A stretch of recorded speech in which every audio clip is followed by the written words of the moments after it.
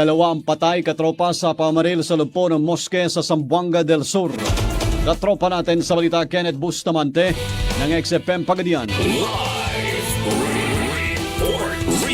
Nauwi sa trahedya ang panalangin ng dalawang lalaki matapos pagbabarilin sa loob mismo ng isang moske sa barangay Upper San-An, Labangan, Zamboanga del Sur, alas 7:18 kagabi, bisperas ng selebrasyon ng kanilang Fest of Sacrifice. Dead on arrival sa ospital ang 41 anyos na negosyante at isang 65 anyos na lalaki na kapwa residente sa naturang lugar. Batay sa investigasyon ng PNP Labangan, taimtim o manong nagdarasal ang mga biktima sa loob ng moske nang bigla lamang sumulpot ang apat na armadong suspek at walang habas silang pinaputukan. Matapos ang pamamaril, mabilis na tumakas sa mga salarin sakay sa isang itim na Toyota Vios patungong tukuran sa Zamboanga del Sur. Agad namang rumispondi ang tropa ng Labangan PNP at na-recover ang basyo ng bala mula sa short at long firearms, gayon din ang bakas ng dugo sa crime scene. Lumabas din sa investigasyon na nagtamo ng isang tama ng bala sa likod ang 41 anyos na biktima, habang 7 tama ng bala naman sa iba't ibang bahagi ng katawan ang tinamo ng 65 anyos na lalaki. Agad nagsagawa ng hot pursuit operations ang PNP katuwang ang mga karating istasyon ng pulisya upang matukoy at maristo ang mga tumakas na suspect. Maring kinundina ng Zamboanga del Sur Police Provincial Office ang naturang karumaldumal na insidente at tiniyak sa publiko na gagawin nila lahat ng hakbang